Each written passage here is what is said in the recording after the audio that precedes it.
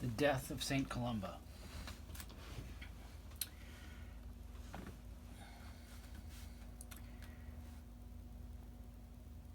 After them, the saint was silent for a little, as the happy last hour drew. Then, when the beaten bell resounded at midnight, he rose in haste and went to the church, and running, entered in advance of the others, alone. And bowing his knees in prayer, he sank down beside the altar.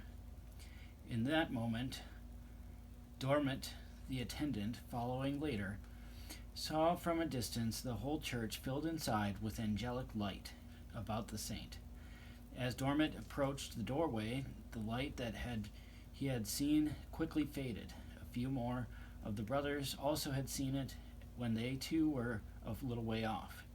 So Dormant, entering the church, cried in a tearful voice, "Where are you? Where are you, Father?"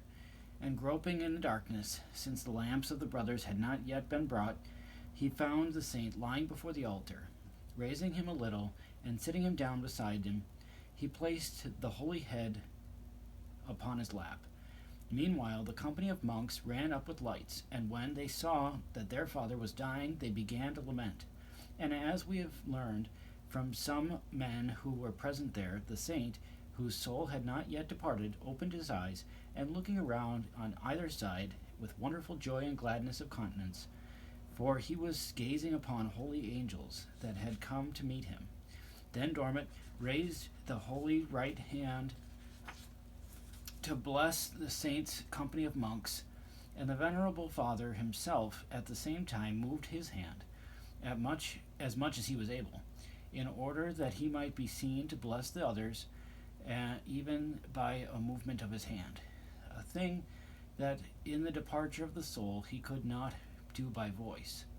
And after the holy benediction thus expressed, he presently breathed out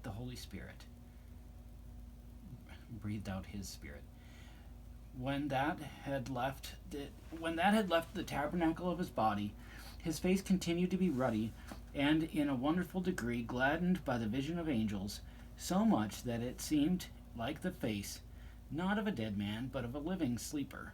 Meanwhile, the whole church resounded with sorrowful lamentations, and it appears right that this should be not omitted, that was revealed to a certain saint in Ireland, in that very hour of the passing of the blessed soul. For in the monastery that is in the Irish tongue called Cloyne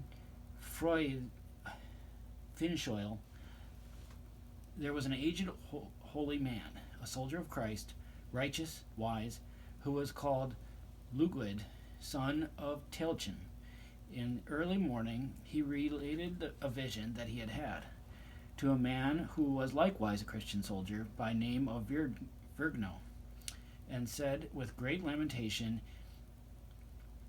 "In the middle of last night, St. Columba, the pillar of many churches, has passed to the Lord. And in that hour of the blessed departure I saw, in the spirit, the whole island of Iona, lit up with the brightness of angels, and all the spaces of the air as far as the ethereal skies illumined by the shining of those angels, who, sent from heaven, had come down without number to bear aloft his holy soul. Also I heard, sounding on high, the songs, tuneful and very sweet, of the angelic hosts, at the very moment when his soul went forth among the ascending companies of angels. In those same days, Virgno rode over from Ireland, and he remained for the rest of his life in the island of Hibna.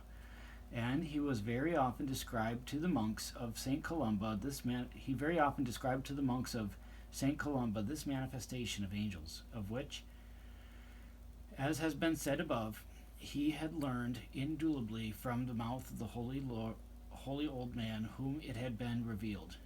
After completing irreproachably many years in subjection among the brothers, this Virgno completed other 12 years as a victorious soldier of Christ, leading the life of an anchorite in the place of the anchorites in Mirblochmar. We have not only found the foregoing vision set down in writing, but we have learned it with no uncertainty from the elders who knew of it, since Virgino himself had told it to them. Another vision, differently revealed and at the same hour, was told with strong asseveration to me, Adaman, then a young man, by one of those who had seen it, a very aged soldier of Christ of the family of Mahu Firodier, whose name in Irish, Aranen, can also be remembered, a man of iron. He lies buried among the remains of other monks of St. Columba and awaits the resurrection with the saints in the ridge of Toyam.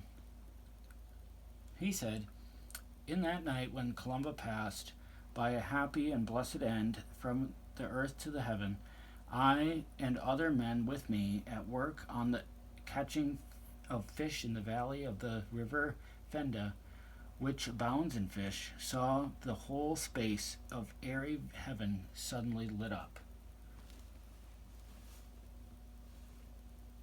Startled by the suddenness of this miracle, we raised our eyes and turned them to the region of the rising sun, and behold, there appeared what seemed like a very great pillar of fire, which rising upwards in that midnight seems to us to have illumined the whole world like the summer sun at midday.